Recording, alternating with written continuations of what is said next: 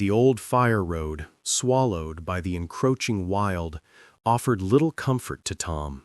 19 years he'd patrolled these lands for the National Park Service, a silent witness to nature's cruel indifference and humanity's boundless folly. Bear attacks, tragic falls, bewildered hikers, he'd seen enough to fill a library of grim tales. But the wisps of steam coiling from a campsite that simply shouldn't exist, that was a first. The date was November 12th, 2024. The time, 6:47 p.m. A chill wind, precursor to winter's icy grip, snaked through the restricted wilderness. 15 miles from any marked trail, this forbidden zone was accessible only by his ranger vehicle, a hulking beast navigating the ghosts of old fire roads. His mission? Sweep for illegal encampments before the snows descended. Then, through the skeletal trees, his headlights snagged something impossibly out of place. A tent.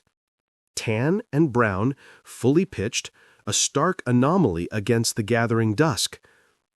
Tom killed the engine, the sudden silence amplified by the vast wilderness. He grabbed his heavy-duty flashlight and stepped out, the crunch of fallen leaves beneath his boots the only sound. As he drew closer, the beam sliced through the gloom, revealing the camp stove, and from it, the perplexing ethereal steam. He halted 10 feet away. Steam didn't rise from 9-month-old rations. Steam rose from food actively cooking now, yet no one was there. His radio crackled to life as he keyed the mic. "Dispatch, this is Ranger 7. I've got a situation at..." He rattled off the GPS coordinates. "I need backup and a supervisor. Possible occupied camp in restricted zone." The dispatcher's voice, of familiar, static comfort, returned. "Ranger 7. Confirm. Occupied." Tom's gaze drifted back to the enigmatic steam. "Unknown," he stated, the word hanging heavy in the cold air. 40 minutes later, the distant thrum of another vehicle heralded the arrival of Park Supervisor Linda Reyes and Ranger Jessica Martinez. They hiked in, laden with evidence kits and cameras, their breath pluming in the frigid air. Linda's eyes immediately fixed on the rising vapor. "Is someone cooking?" she asked, her voice hushed. "I haven't seen a soul," Tom replied, his tone grim. "But that steam hasn't stopped since I got here. 30 minutes now." Jessica, methodical and cautious, approached the stove. She produced an infrared thermometer, aimed it at the pot, and a digital display flashed a stark, impossible truth. 147.3 degrees. "That's hot," she murmured, her voice laced with disbelief. "Actively hot."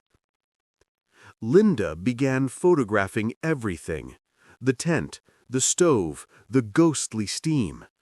Her lens found the scattered children's toys near the entrance: a worn teddy bear, a brightly colored toy truck, dog-eared coloring books. "This is a family site," she whispered, a new, unsettling current in her voice. Tom gestured towards the tent's interior. 4 sleeping bags inside, 2 adult, 2 kids. Linda's stomach clenched. "Anyone check the tent?" "Waiting for you." Together they approached the entrance, a shared unease thickening the air. Linda unzipped the tent door fully, bathing the interior in the stark white of her flashlight beam. The sleeping bags lay unzipped, flattened, as if their occupants had merely risen for a moment. But the space was utterly, chillingly empty. Linda's expert fingers traced the tent fabric. It was weathered, stained with water, patched with mildew, tiny tears marring its surface. "This tent has been here for months," she concluded, the words a stark counterpoint to the fresh steam outside. "Jessica, what's in the pot?" Jessica, using a long stick, carefully lifted the lid. A plume of steam billowed out, carrying with it a scent that defied explanation. She shone her flashlight into the depths. "Stew," she announced, her voice a strained whisper. "Meat, vegetables, fully cooked." She leaned closer, meticulous in her avoidance of contamination. "It smells normal, like beef stew." Tom and Linda exchanged a profound, disbelieving glance. "That's impossible," Tom stated, the word a desperate plea against the encroaching surreal. By 8 p.m., the scene was a tableau of methodical investigation. Evidence markers dotted the ground. Photographs captured every angle, every shadow. The pot of stew, now a sealed and labeled enigma, was logged for transport. Linda ran the tent's description through her database. Within minutes, a match flared. Henderson family, reported missing, February 14, 2024. Last seen checking in to Yosemite Valley campground. Linda's hands trembled slightly as she pulled up the case file on her tablet. The details bled across the screen. Missing persons report, February 14, 2024. Henderson, Michael, age 38, male, Caucasian. Henderson, Sarah, age 36, female, Caucasian. Henderson, Jacob, age 8, male, Caucasian. Henderson, Emma, age 6, female, Caucasian. Last known location, Yosemite Valley, UpperPines Campground, Site NAB 47. Vehicle, 2019 Toyota 4Runner, California plate ATR K449. Camping permit, February 14th to 16th, 2024. Linda scrolled through the investigation notes. The Hendersons had arrived on Valentine's Day for a long weekend. They'd set up camp, eaten dinner, and gone to bed. By morning, they were gone. Their tent found collapsed, sleeping bags vanished. All their gear, stove, food, clothes, every trace of their active presence, gone. Their 4Runner remained, locked, keys still inside. The initial search had lasted 3 weeks.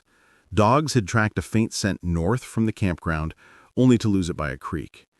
Helicopters had scoured 50 square miles. Over 200 volunteers had combed the rugged terrain. Nothing.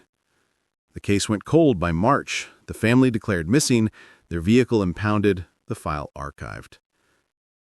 Until now. Linda looked up from her tablet, her gaze fixed on the impossible camp. This is them, the Hendersons. They vanished 9 months ago from a campground 15 miles south of here. Tom stared at the tan and brown tent. How did their camp get here? And who cooked dinner? Jessica added, her voice barely a whisper. Linda had no answers. She radioed Yosemite headquarters, the urgency in her voice cutting through the static. Within an hour, the FBI was notified. By morning, this would be a federal case. But tonight, they had to secure the scene. Linda assigned Jessica to stand overnight guard. Tom would return at dawn with a full forensic team. As they prepared to leave, Jessica's voice cut through the tense silence. "Hey," she called, "there's more here." She was at the picnic table. Beside the 4 bowls and spoons, something else lay nestled. A small, pink digital camera, child-sized. Jessica powered it on. The battery icon glowed a perilous 3%. 47 photos resided on the memory card. Jessica connected it to her tablet. The first image is loaded, dated February 14, 2024. The Henderson family at their original campground faces a light with smiles, setting up the tent, roasting s'mores over a crackling fire, ordinary, joyful camping snapshots seen through the lens of an 8-year-old boy. The last photo loaded, February 15, 2024, 6:23 a.m. It depicted a blur of forest, trees, shadows, as if captured while in motion. And in the background, barely discernible, a light. Not a flashlight, not a campfire. Something else. Bluish, hovering about 6 feet off the ground. Jessica zoomed in. The light possessed a distinct shape. Circular almost, before the camera's battery died. At dawn, a full forensic team descended upon the site. They meticulously processed every inch. The tent, the stove, the children's toys. The pot of stew was dispatched to the lab. The results, returned within 24 hours, were unsettling. The food had been cooked 10 to 12 hours prior to discovery. Beef, potatoes, carrots, onions. Fresh ingredients, no preservatives, no signs of decomposition. The pot itself yielded fingerprints, confirmed to be Michael Henderson's. Michael Henderson, who had been missing for 9 months. The tent fabric was tested, revealing weathering consistent with 9 months of outdoor exposure, UV damage, mildew growth, mineral deposits from rain. The tent had indeed been there since February, yet the food had been cooked yesterday. DNA samples collected from the sleeping bags, the toys, the tent interior, all matched the Henderson family. No other DNA was found, no unknown fingerprints. No signs of anyone else ever being at the site. The FBI deployed cadaver dogs, which scoured a half-mile radius around the tent. Nothing. Ground-penetrating radar probed the earth. No buried remains. Infrared imaging from helicopters scanned the area at night. No heat signatures. The Henderson family had vanished completely, yet their camp remained, perfectly preserved, with fresh food on the stove. FBI Special Agent Marcus Chen took charge of the investigation. 15 years he'd navigated the labyrinth of missing persons cases, but this one defied every pattern. He reviewed the original case file from February. The Hendersons were a portrait of normalcy. Michael, a high school teacher, Sarah, a nurse. Healthy, happy children, no financial woes, no marital discord, no conceivable reason to disappear. Their families described them as experienced campers, veterans of Yosemite, having visited 5 times before. They knew the rules, stayed on trails, followed every safety protocol. Marcus interviewed the campground host from February. The host remembered the Hendersons vividly. Nice family, he recalled. The kids were excited. The dad bought firewood from me around 7 p.m. They seemed totally normal. Did they mention hiking anywhere specific? Marcus pressed. No, just said they were going to relax, enjoy the valley, maybe do some short day hikes. Didn't see them after that. Checked their site the next morning when they didn't check out. The tent was collapsed.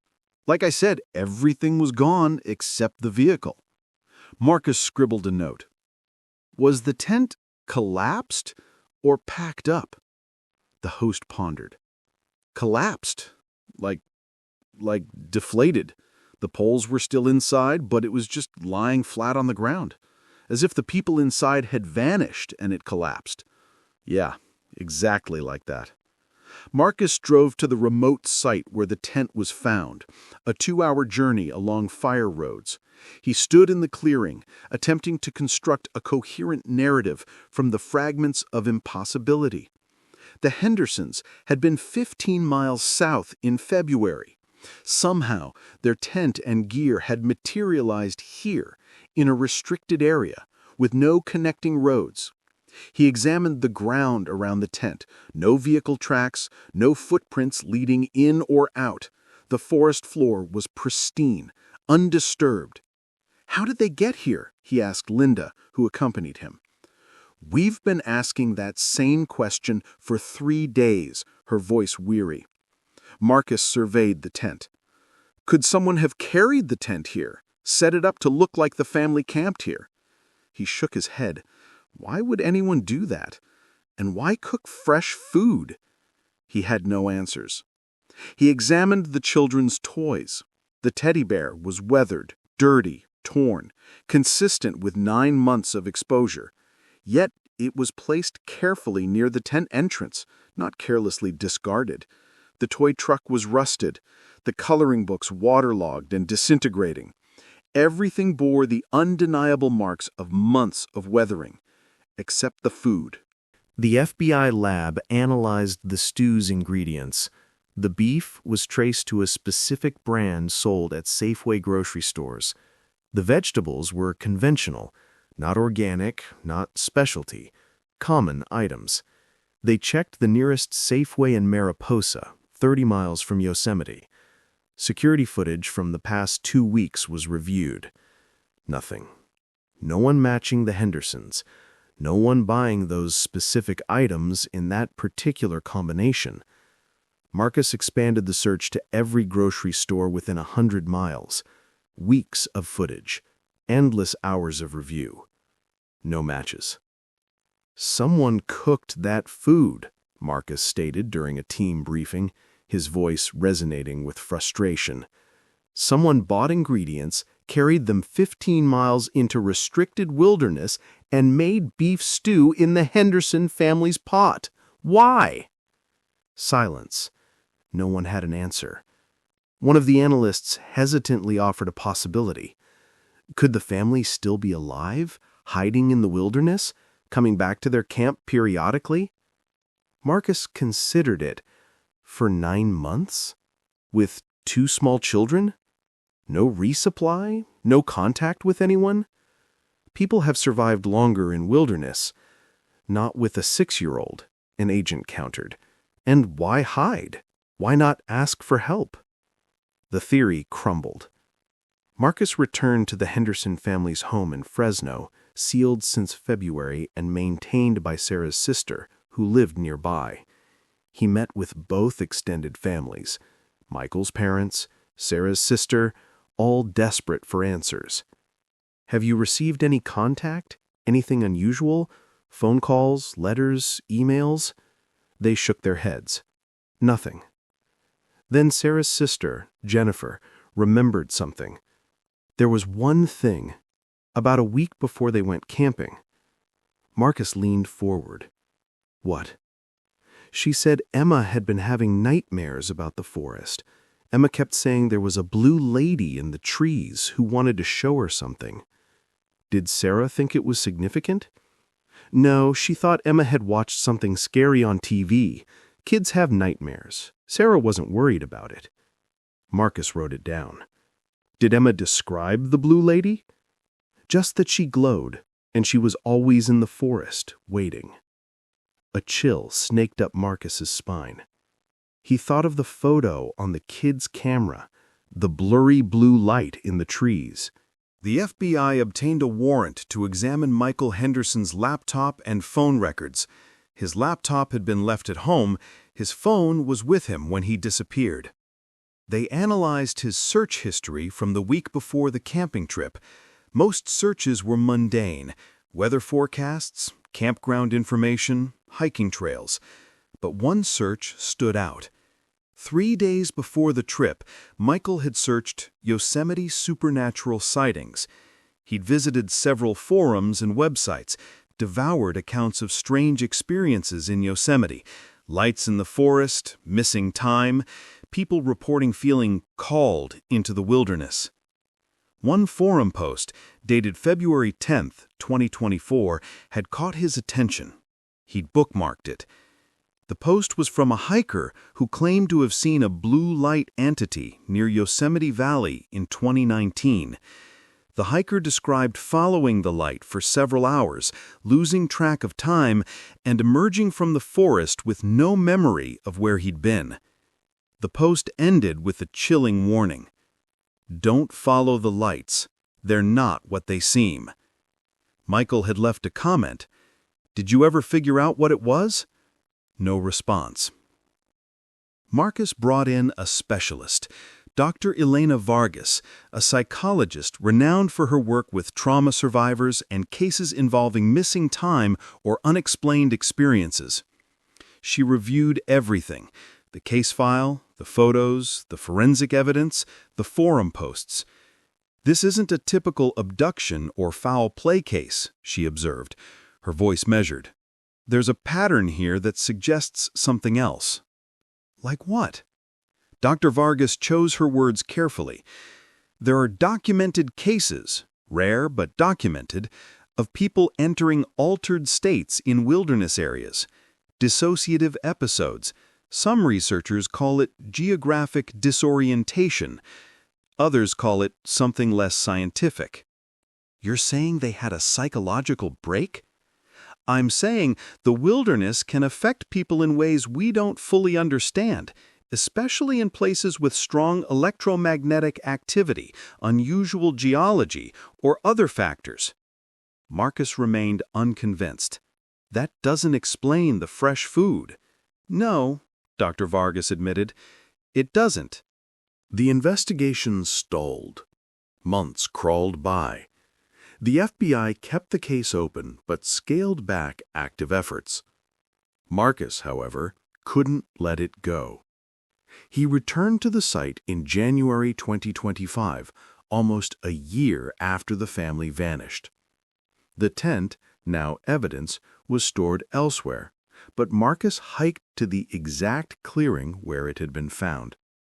He stood amidst the winter silence, cold and quiet.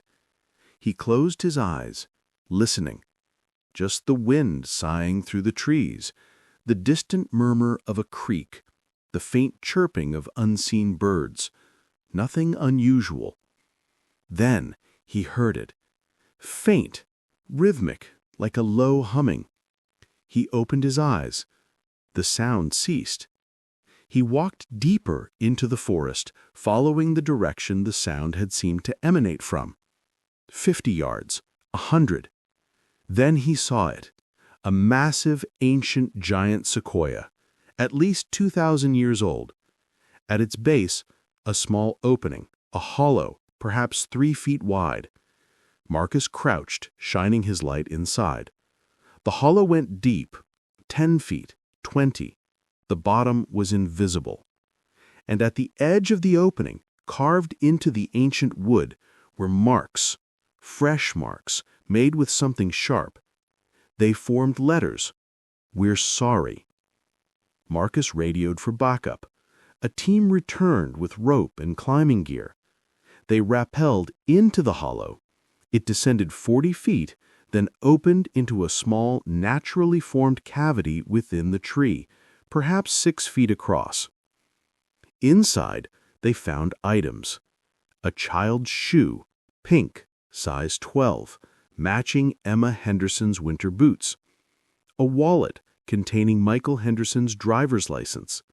A dead phone, Sarah Henderson's. And scratched into the wood all around the cavity, dozens of tally marks. Counting days. They counted them. 91 marks. The Henderson family had survived this tree hollow for 91 days.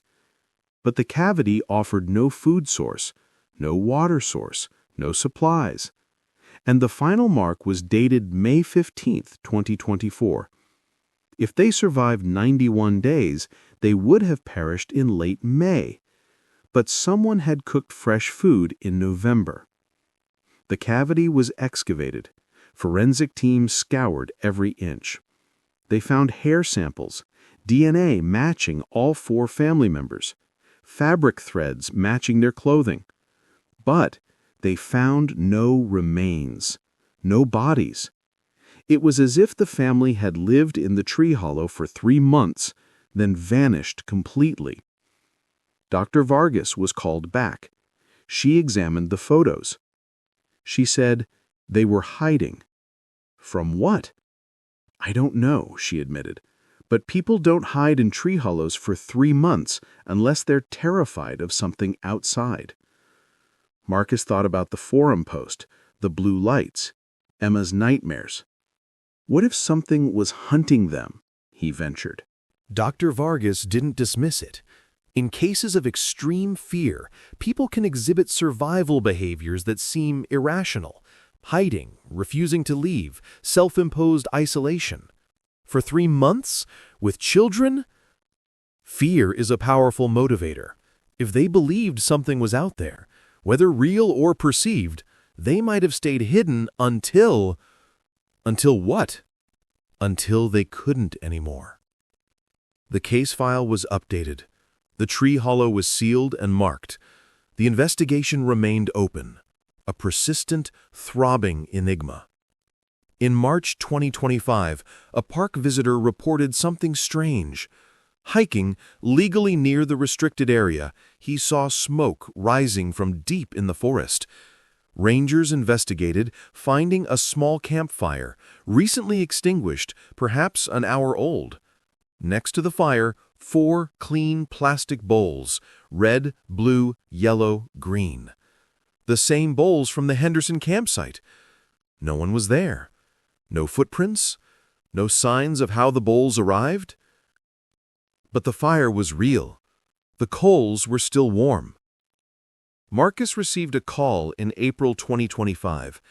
A hiker in Sequoia National Park, 150 miles south, reported finding a tent, tan and brown, an REI Kingdom 6, fully set up, 4 sleeping bags inside, and a camp stove with a pot of soup, still warm. Marcus drove down immediately. The tent matched the description, but DNA testing would take weeks to confirm. While he was examining the site, his phone rang. It was Linda from Yosemite. "Marcus," she said, her voice tight with a suppressed urgency, "you need to come back now." "What is it?"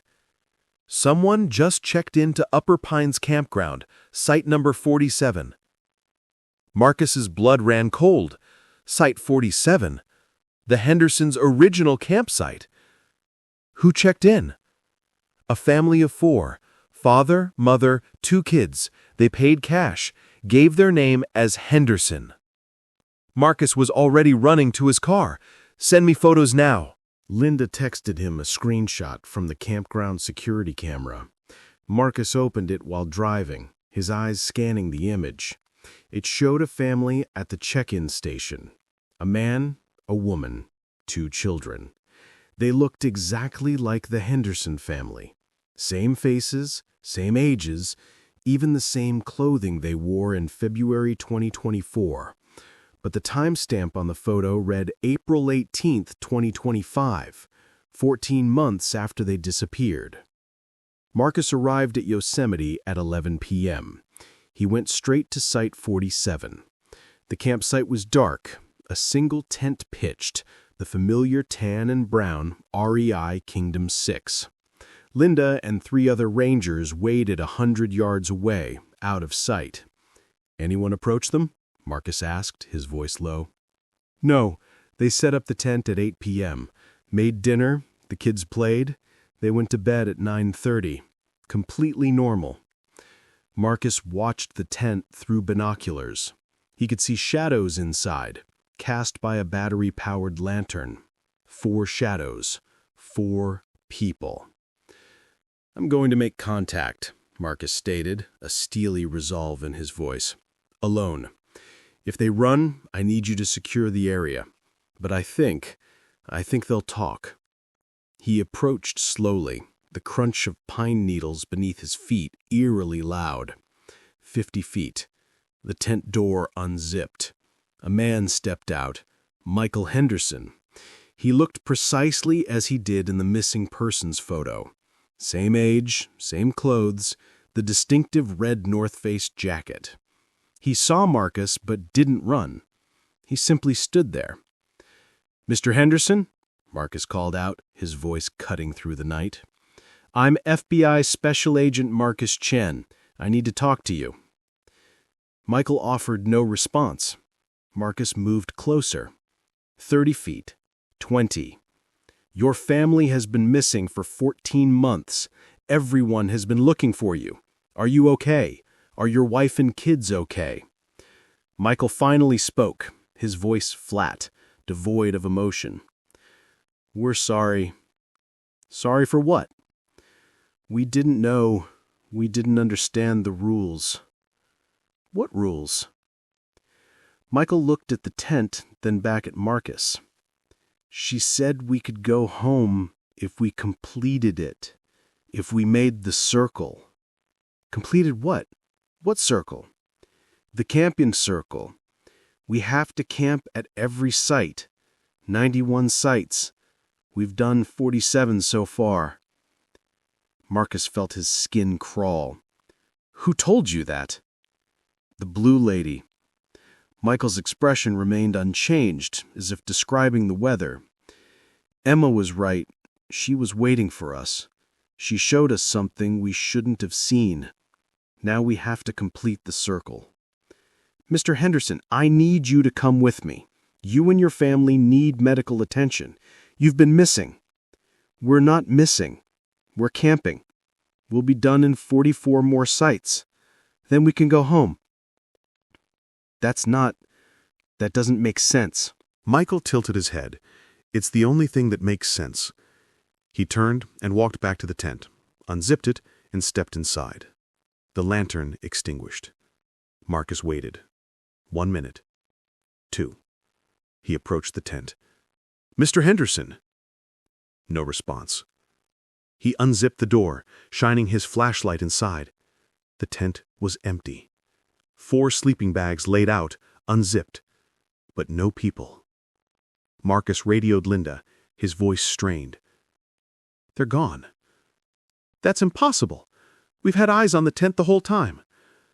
Check the security footage. They reviewed it later. The camera showed Marcus approaching, showed Michael stepping out, showed their conversation, showed Michael returning to the tent. Then, 1 second later, the tent was empty. No one exited. They simply disappeared. The tent remained standing. The sleeping bags remained inside. And on the picnic table, they found 4 bowls, clean plastic, red, blue, yellow, green, and a pot of stew, still warm, still steaming, as if dinner was just served. The case remained open. The FBI continued to investigate, but there were no leads. The Henderson family appeared periodically, always at Yosemite campsites, always following the numerical order. Site number 48, site number 49, site 50. Each time rangers attempted to approach, the family vanished before contact could be made. Thermal imaging showed heat signatures in the tents, but when opened, they were empty. Trail cameras captured them setting up camp, cooking dinner, going to sleep, but they were never there when anyone arrived. In September 2025, they reached site NAB 91, the final site. Rangers established a perimeter. FBI agents were on standby. This time, they wouldn't let the family disappear. At 9:47 p.m., the tent at site number 91 went dark. At 9:48 p.m., agents entered. The tent was empty. But on the picnic table, they found one item: Emma's pink digital camera. The battery was fully charged. There was one new photo. It showed the Henderson family, all 4 of them, standing in a forest. But the forest didn't look like Yosemite. The trees were wrong. The light was wrong. It was blue. Everything was tinted blue. And standing behind the family, barely visible in the azure glow, was a figure. Tall, slender, female in shape. She was glowing, and she was smiling. The photo was the last confirmed evidence of the Henderson family. They never returned to Yosemite. They were never seen again. But every February, on the anniversary of their disappearance, rangers report something strange. At site number 47, the Hendersons' original campsite, if you pass by late at night, you can sometimes see a tent, tan and brown, fully set up, and inside, shadows. 4 of them, moving, living, camping. If you approach, the tent is empty by the time you reach it. But on the picnic table, you'll find 4 bowls and a pot of stew. Still warm. Still steaming. As if dinner was just served.